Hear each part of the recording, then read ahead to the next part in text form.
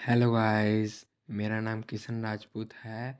मैं स्टडी की वीडियो बनाता हूँ। तो आज मैं आप सभी के लिए लाया हूँ नया टॉपिक, जो कि है फूड चेन। साइंस का टॉपिक है। तो चलिए हम इस टॉपिक को अच्छे से समझते हैं। मैं सब डिटेलिंग में समझाऊंगा। सो आइए हम लोग आई की ओर बढ़ते हैं और इस टॉपिक को समझते हैं।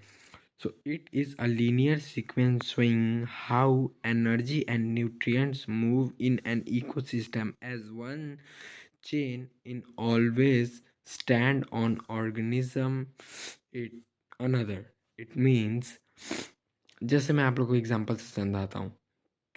रैबिट क्या खाता है? कैरेट खाता है। और रैबिट को कौन खा जाता है? फॉक्स खा जाता है। और फॉक्स को कौन खाता है?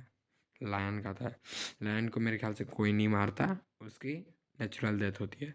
तो नेचुरल डेथ होती है, उसके बाद भी उसके जो पार्ट्स होते हैं उसको गलाने का काम करते हैं माइक्रो ऑर्गेनिज्म।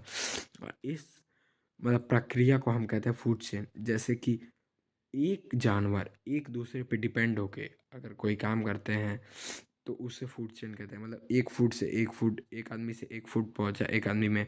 मतलब कैरेट किसके में गया? रैबिट में। रैबिट से किस में पहुंचा? फॉक्स में।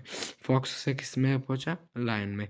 तो इस टाइप के प्रक्रिया को कहते हैं फूड चेन। अब हम आगे बढ़ते हैं और समझते हैं फूड चेन के टाइप के। तो आइए हम लोग आगे की ओर बढ़ते हैं। तो फूड चेन के दो पार्ट होते हैं, टेरेस्टेरियल फूड चेन और एक्वेटिक फूड चेन। तो टेरेस्टेरियल फूड चेन होता है जो जानवर ज़मीन पे रहते हैं, और एक्वेटिक फूड चेन होता है जो जानवर पानी में रहते हैं। तो टेरेस्टेरियल फूड चेन का मैं आपको एक एग्जांपल देता हूँ और उसके बाद मैं एक्वेटिक फूड चेन बताऊंगा। सो ये है टेरेस्टेरियल फूड चेन का एग्जांपल। जैसे यहाँ पे 3 स्टेप दिए हैं। ग्रास कौन खाता है? गोट। गोट को कौन खाता है? लायन। एक और एग्जांपल है, प्लांट के जो नीचे के पार्ट्स होते हैं उसको कौन खाता है? ग्रासहॉपर। ग्रासहॉपर को कौन खाता है? फ्रॉग खा जाता है। फ्रॉग को कौन खा जाता है? स्नेक खा जाता है। स्नेक को कौन खा जाता है? आउल खा जाता है। तो ये है हमारा terrestrial food chain.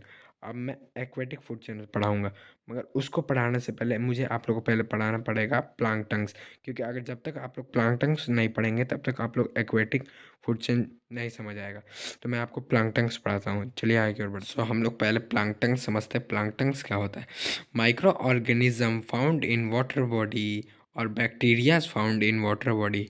It means that जो माइक्रो ऑर्गेनिज्म फाउंड होते हैं, मतलब मिलते हैं वाटर बॉडी में, जैसे फंगीज, बैक्टीरियाज, वो सब जो वाटर बॉडी में रहते हैं, वाटर में रहते हैं। Water body means river, lake, ponds, etcetera etcetera.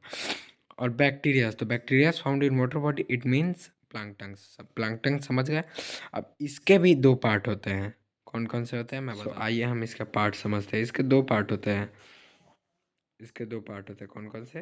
Phytoplanktons और ज़ूप्लैंक्टन्स। तो आइए हम इसको डिफिनेशन में समझते हैं, इनका डिफिनेशन क्या होता है। सो देखिए इनके डिफिनेशन है। जैसे एक यहाँ पे है, micro organism plants found in water bodies. तो जो बैक्टीरिया वाले, फंगिस वाले प्लांट जो मिलते हैं हमको वाटर में, उसे हम कहते हैं फाइटोप्लैंक्टन। और ज़ूप्लैंक्टन्स क्या कहते हैं? Micro organism animal found in water body. मतलब माइक्रो ऑर्गेनिज्म जो बैक्टीरियाज होते हैं is also an animal. Bacterias भी एनिमल है, हम ह्यूमन भी एनिमल है। तो जो बैक्टीरियाज पानी में रहती हैं उसको कहते हैं ज़ूप्लैंक्टन्स। तो इस टॉपिक से हमें बहुत हेल्प मिलेगी एक्वेटिक फूड चेन में। तो अभी हम उसको देखते हैं और उसमें बताऊंगा कि इसका ज़रूरत कहाँ था। तो चलिए आगे की ओर बढ़ते हैं और हम समझाते हैं आपको aquatic food chain. Aquatic food chain देखिए, एग्जांपल है प्लांक्टन्स। प्लांक्टन्स मैंने अभी पढ़ाया। प्लांक्टन्स का part zooplanktons, fish larva, small fishes and producer. Producer मतलब होता है शिकारी। तो ये एक चेन है।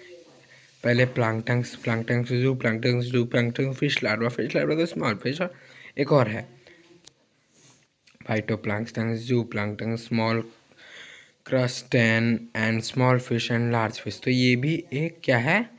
आपका पूरा चेन है। तो हम एक्वेटिक फूड चेन पे अपने वीडियो करते हैं। And thank you. Please like and subscribe for more videos.